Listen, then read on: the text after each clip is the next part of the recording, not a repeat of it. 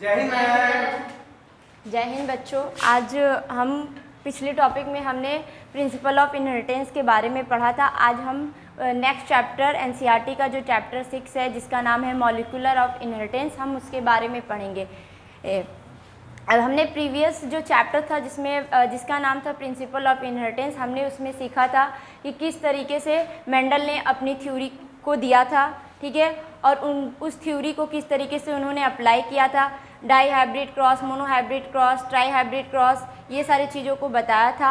और वहाँ पे हमें ये पता चला था कि कुछ तो ऐसा चीज़ है जो कि एक जनरेशन से दूसरे जनरेशन में ट्रांसफ़र होता है। तो वो एक्चुअली क्या है, वो आपका है जेनेटिक मटेरियल, जो कि एक जनरेशन से दूसरे जनरेशन में ट्रांसफ़र होता है और आपके न्यू ऑफस्प्रिंग को बनाने में हेल्प करता है।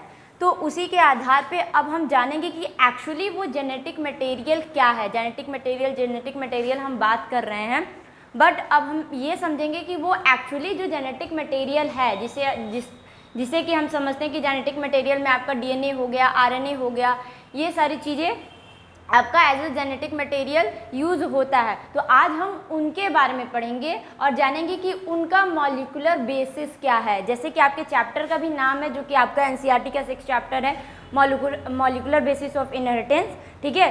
तो उनमें यानी कि अब जो हम जेनेटिक मटेरियल के बारे में पढ़ेंगे, उनके मॉलिक्यूलर बेसिस के बारे में पढ़ेंगे, यानी कि उनका क्या स्तर रहा है, कहाँ से वो बने हैं, किस तरीके से वो कंबाइन होकर डीएनए और आरएनए में कन्वर्ट हुए हैं, और वो DNA RNA as a genetic material कैसे वर्क करता है, कब आया, ठीक है, किस साइंटिस्ट के द्वारा आया, किनके किनके मॉडल्स दिए गए हैं। तो ये सारी चीज़ें हम कवर करेंगे आज के टॉपिक्स में, ठीक है। तो हम स्टार्ट करते हैं आपका मॉलिक्यूलर ऑफ इनहेरिटेंस, ठीक है, जिनमें हम पढ़ेंगे कि क्या है आपका मॉलिक्यूलर बेसिस जेनेटिक मटेरियल का, ठीक। देखिए, सबसे पहले कुछ फ्यू पॉइंट्स है जिसको जानना बहुत ज़रूरी है। थोड़ा सा आपका बेस क्लियर करेगा और आपको पता चलेगा कि क्या चीज़ें कहाँ से रिलेट कर रही हैं और कहाँ से वो आई हुई हैं, ओके। देखिए, जॉन फ्रेडरिक माइकर नामक साइंटिस्ट थे जिन्होंने मॉलिक्यूलर बेसिस पे वर्क किया, ठीक है। फिर उन्होंने डीएनए को आइसोलेट किया ल्यूकोसाइट से। आपको पता है कि ल्यूकोसाइट्स क्या होता है। ल्यूकोसाइट्स क्या है आपका WBC, ठीक है। और तो आपका जो ल्यूकोसाइट्स को उन्होंने आइसोलेट किया, जहाँ से उनको क्या देखने को मिला कि डीएनए को पहले आइसोलेट किया, और कहाँ से डीएनए को आइसोलेट किया, ल्यूकोसाइट से आइसोलेट किया, जहाँ पे उनको क्या मिला, न्यूक्लिन, जिसे उन्होंने क्या कहा, न्यूक्लिन। एक्चुअली ये न्यूक्लिन क्या है, ये वही न्यूक्लिन है जो कि आपके जेनेटिक मटेरियल जिन्हें हम कह रहे हैं उनमें एक एसिडिक सब्सटेंस पाई जाती है, दैट इज कॉल्ड न्यूक्लिन, ठीक है। ये जो आपका एसिडिक सब्सटेंस प्रेजेंट होता है,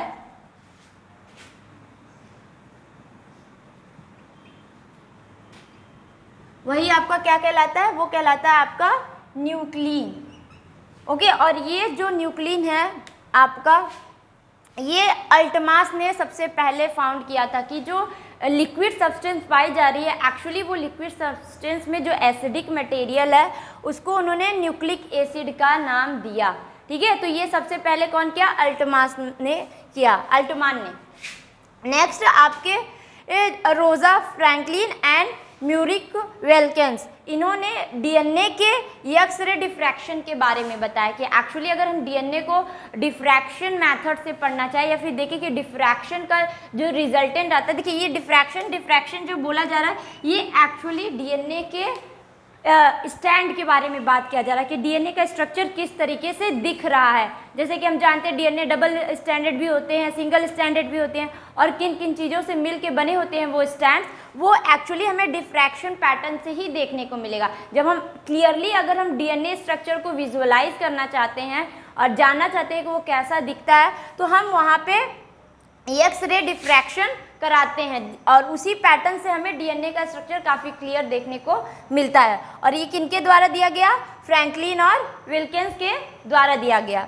अब जो आपका मेन जो है कि स्ट्रक्चर के मॉलिक्यूलर बेसिस के बारे में किसने दिया, वो दिया आपके वेस्टन एंड क्रिक ने, जिन्होंने डबल हेलिकल स्टैंड के बारे में बताया था। डीएनए के डबल हेलिकल स्टैंड के बारे में उन्होंने बताया था कि किस तरीके से ये दिखता है, ओके।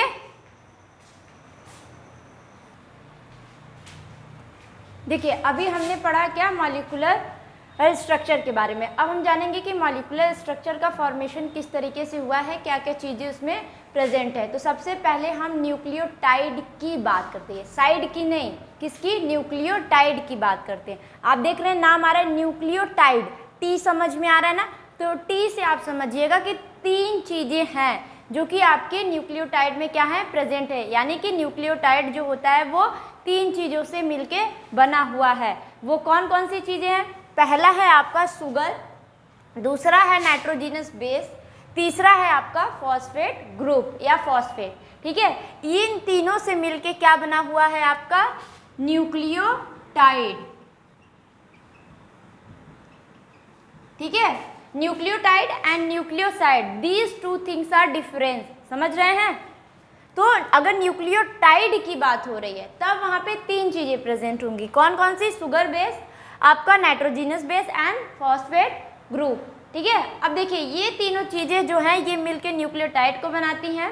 अब देखिए किस तरीके से शुगर बेस आपका वर्क करता है, नाइट्रोजनस बेस किस तरीके से फॉर्म होता है, और आपका फॉस्फेट ग्रुप। ठीक है, तो हम सबसे पहले बात करते हैं शुगर बेस के बारे में कि शुगर बेस क्या है। आप जानते हैं शुगर बेस को शुगर पकरिंग के नाम से भी जानते हैं, क्योंकि इनके जो कार्बन एंस होते हैं 2 स्टैंड या 3 स्टैंड, ये आपके शुगर पकरिंग कराने में हेल्प करते हैं। देखिए शुगर पकरिंग का सीधा सीधा मतलब ये है कि कार्बन को किस तरीके से चेंज किया जा रहा है, किस पोजीशन पे चेंज किया जा रहा है, और उस पोजीशन पे आके कौन सा कार्बन अटैच हो रहा है, ठीक है, या फिर कौन सा OH ग्रुप अटैच हो रहा है। तो ये आपका बताता है शुगर पकरिंग को के प्रोसेस को, ओके, जो कि आगे अभी हम उसको पढ़ेंगे। देखिए अगर हम शुगर बेस की बात करते हैं तो इसमें 2 चीज़ों से मिलके बना होता है शुगर बेस। एक तो आपका होता है राइबोस, ठीक है, जो कि आपके 5 कार्बन से बना होता है, और ये आपके RNA बनाने में भी हेल्प करता है, जिसको हम राइबो न्यूक्लिक एसिड के नाम से जानते हैं। ओके, नेक्स्ट आपका है डीऑक्सीराइबोस। डीऑक्सीराइबोस भी आपके 5 कार्बन से बने होते हैं, बट ये रिस्पॉन्सिबल होता है किस लिए, DNA बनाने के लिए।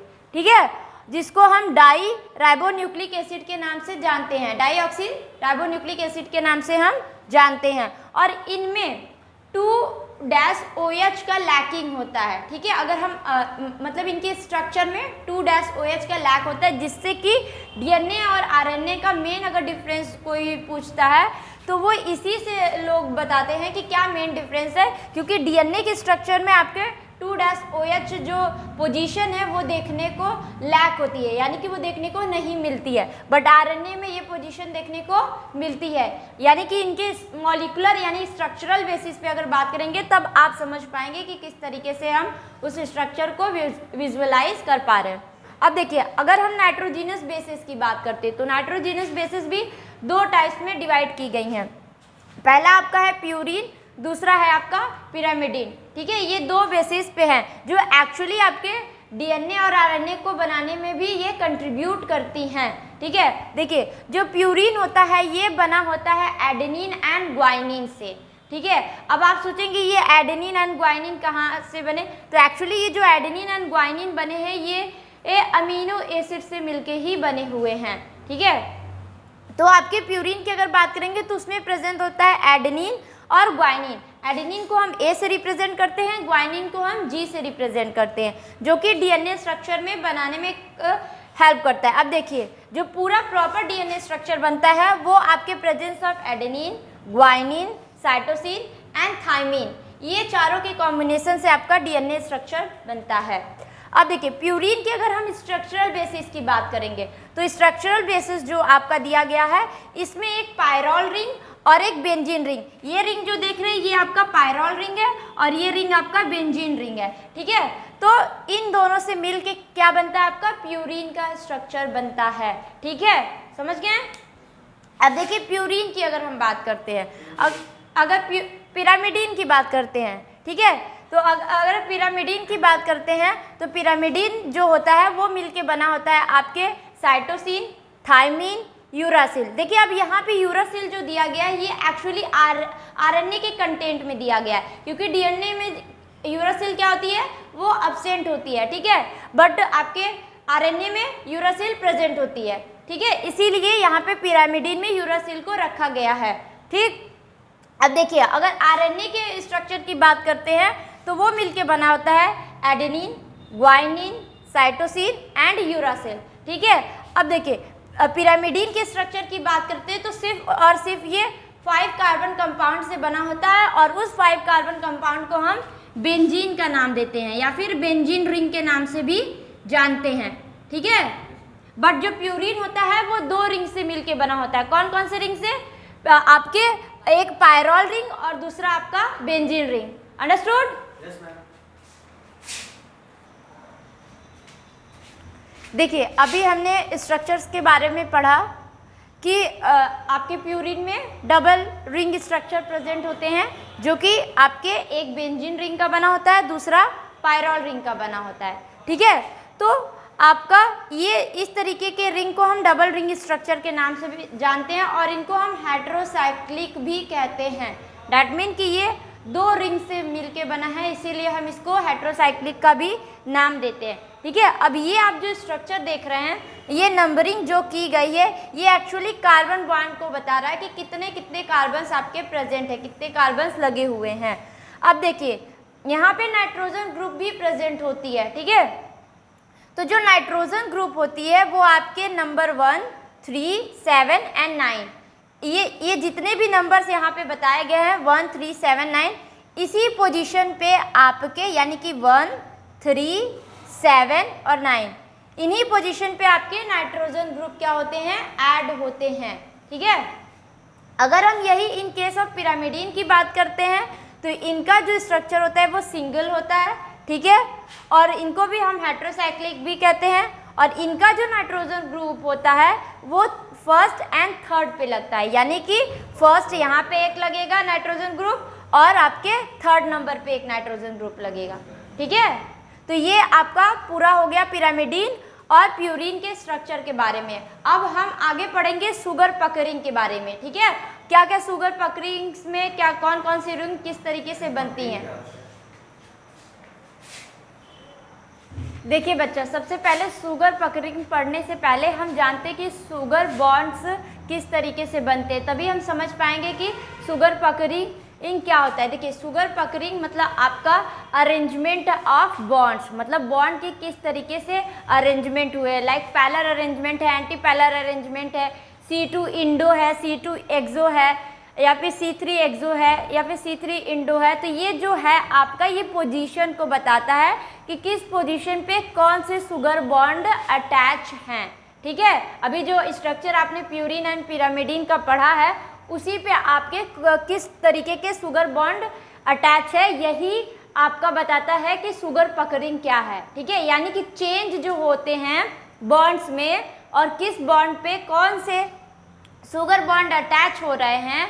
ठीक है, ये आपका शुगर पकरिंग में हम पढ़ते हैं। तो सबसे पहले हम बॉन्ड की बात करते हैं। देखिए 4 टाइप्स के बॉन्ड आपके शुगर बॉन्ड हैं जो कि इम्पॉर्टेंट है आपके शुगर पकरिंग के लिए। ठीक, जिनमें कि पहला है आपका ग्लाइकोसिडिक बॉन्ड, जिसको हम पहचानते हैं कि अगर आपका कार्बन के साथ ऑक्सीजन और नाइट्रोजन ऐड है, अगर इस तरीके का हमें अरेंजमेंट दिख रहा है, ठीक है, तो वो हमें बताता है कि ये कैसा बॉन्ड है, ग्लाइकोसिडिक बॉन्ड है। ठीक है, नेक्स्ट अगर हम बात करते हैं दूसरे बॉन्ड का, अगर हमें अरेंजमेंट दिख रहा है कार्बन के साथ ऑक्सीजन, ऑक्सीजन के साथ आपका फॉस्फोरस लगा हुआ है, ठीक है, तो वो बताता है फॉस्फोएस्टर बॉन्ड को। ठीक है, ये सब आइडेंटिफिकेशंस है कि किस तरीके से हम बॉन्ड को आइडेंटिफाई यानी पहचान सकते हैं कि कौन सा बॉन्ड बना हुआ है। ठीक है, नेक्स्ट आपका जो थर्ड बॉन्ड है वो है आपका फॉस्फो अनहाइड्राइड बॉन्ड और इसका अरेंजमेंट होता है फॉस्फोरस ऑक्सीजन और फॉस्फोरस, ये यानी कि आपका बीच में ऑक्सीजन लगा हो और आपके इन साइड पे फॉस्फोरस लगे हो, दोनों इन साइड पे। ठीक है, तो वो कहलाता है आपका phospho anhydride bond.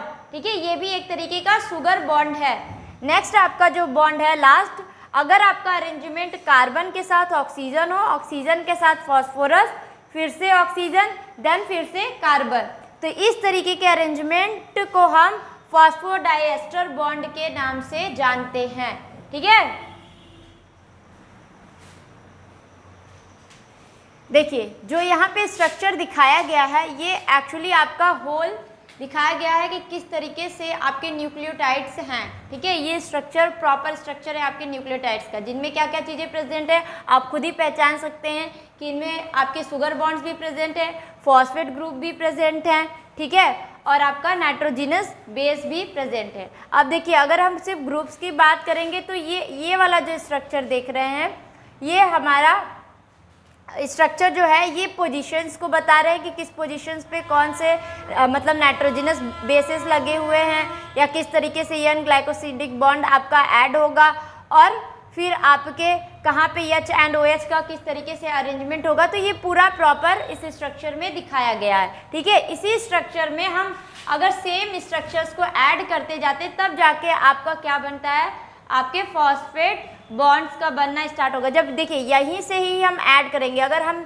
Phosphate bond को हम इस पोजीशन से ऐड करवा रहे हैं, ठीक है, तो ये आगे बढ़ता जाएगा जो कि आपका पूरा न्यूक्लियोटाइड का स्ट्रक्चर में वो कन्वर्ट हो जाएगा, ठीक है। तो अब देखिए किस तरीके से हम इसको ऐड करते हैं स्ट्रक्चर में।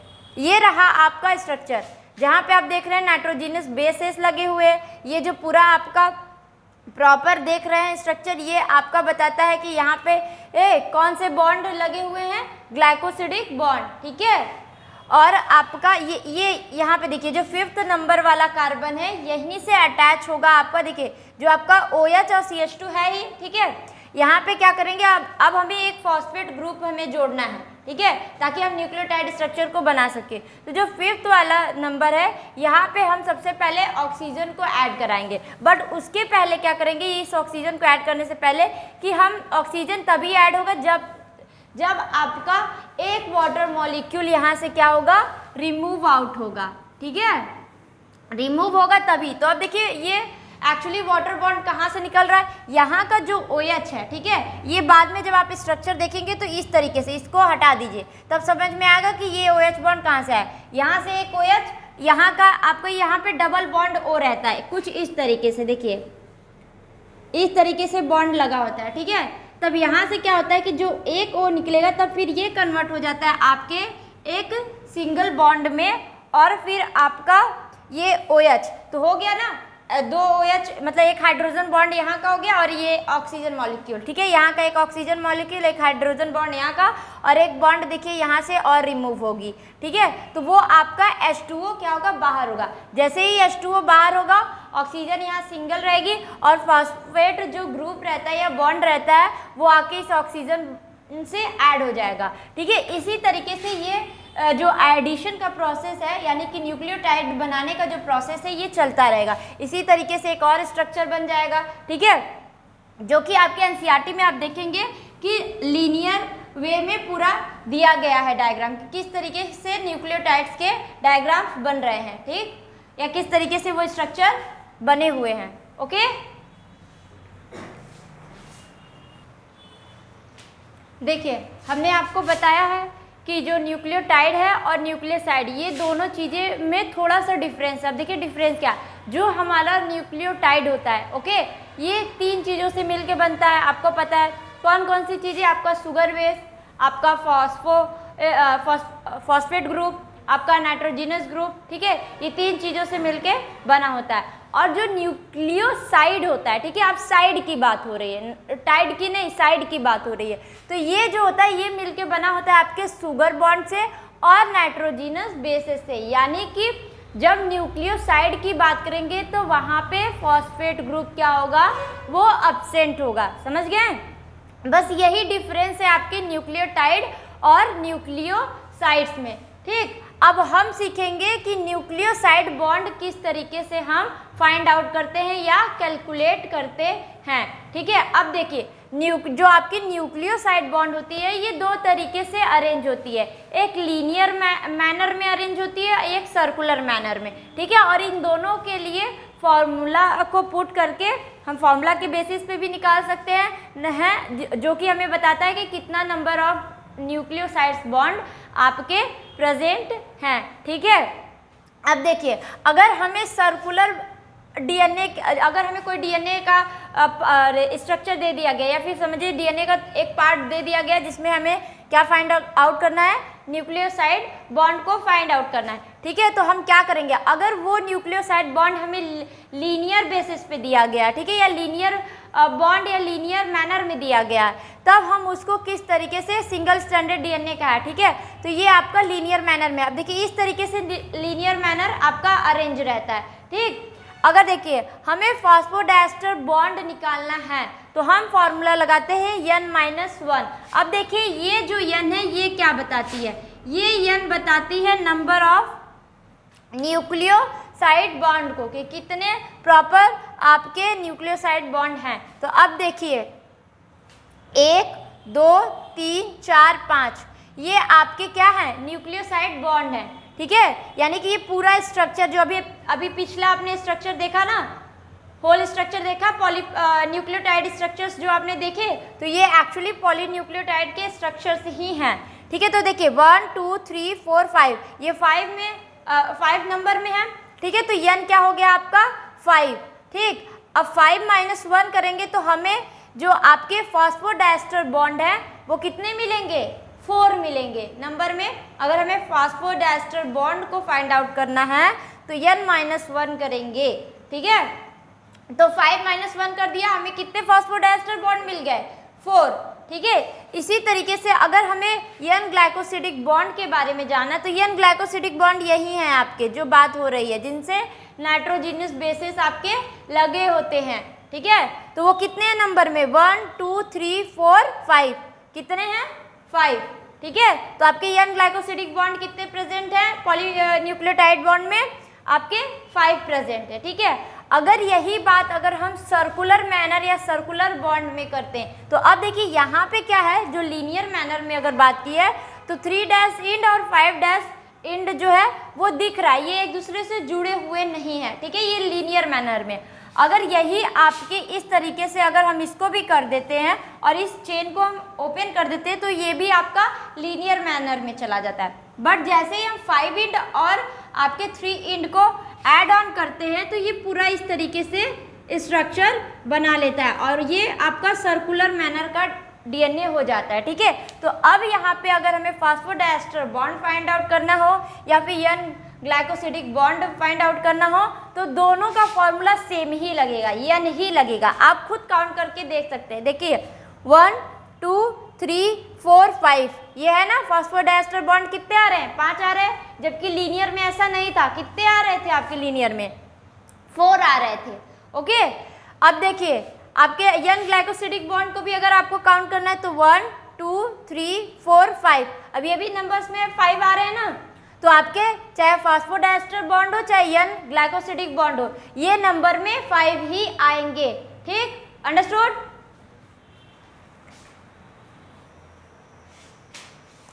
देखिए अभी तक हमने क्या क्या चीज़ें पढ़ी कि न्यूक्लियोटाइड क्या है, न्यूक्लियोसाइड क्या है, शुगर बॉन्ड किस तरीके से बन रहे हैं, फॉस्फोडाइस्टर बॉन्ड किस तरीके से बन रहे हैं।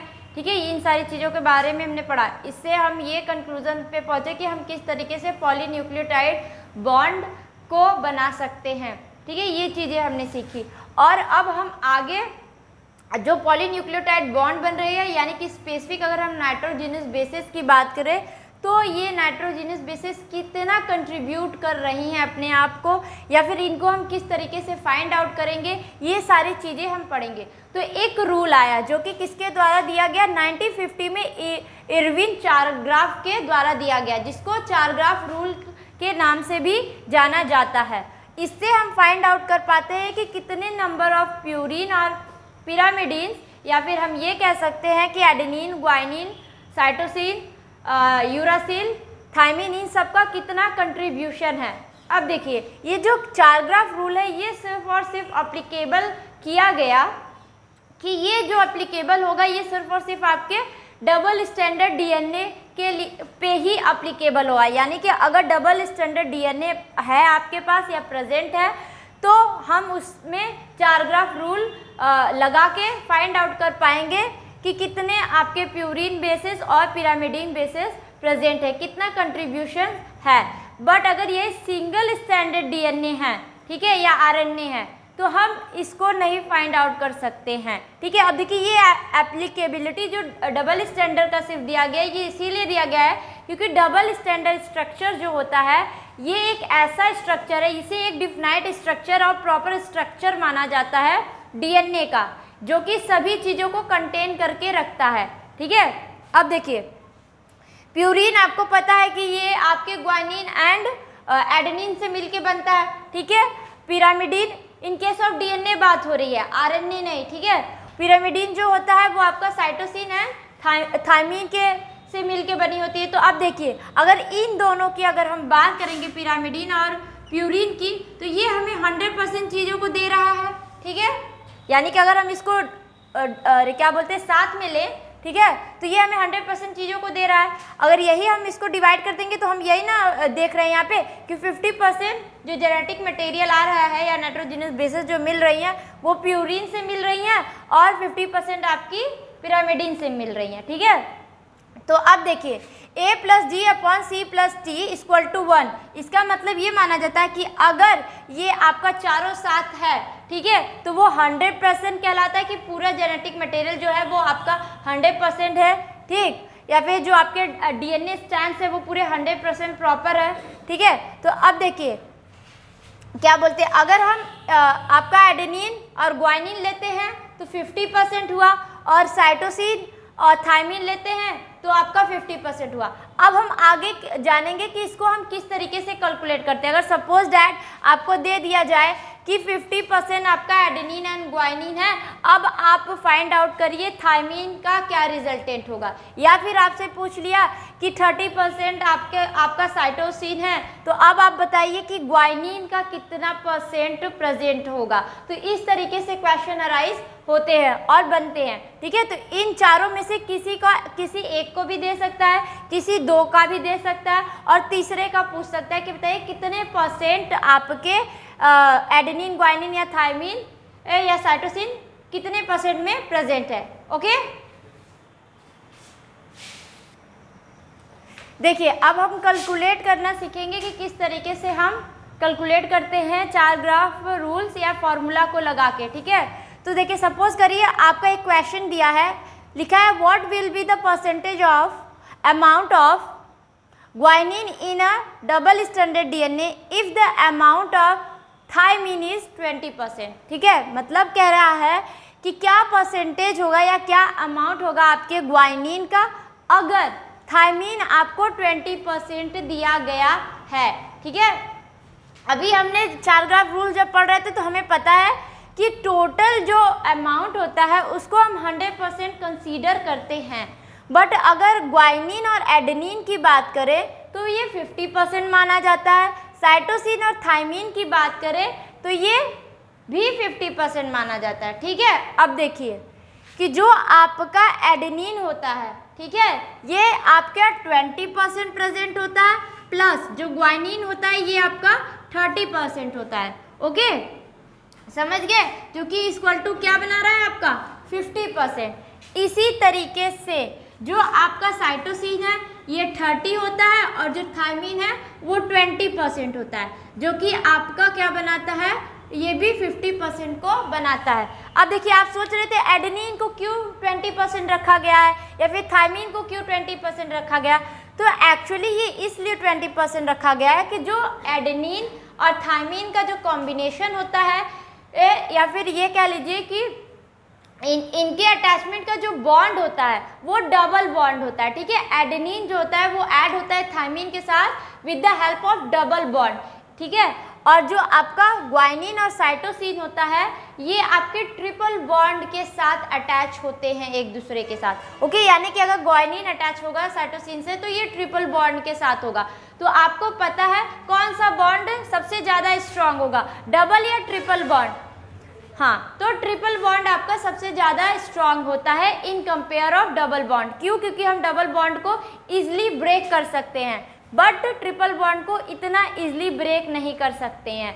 ठीक है, इस पे भी double bond and triple bond को भी लेके एक कैलकुलेशन दिया जाता है जिसको हम मेल्टिंग टेम्परेचर ऑफ डीएनए के नाम से जानते हैं। कि कभी कभी क्वेश्चंस में पूछे जाते हैं कि किस तरीके से मेल्टिंग टेम्परेचर हम निकालते हैं, तो खैर इसकी बात हम आगे करेंगे आने वाले क्लासेस में।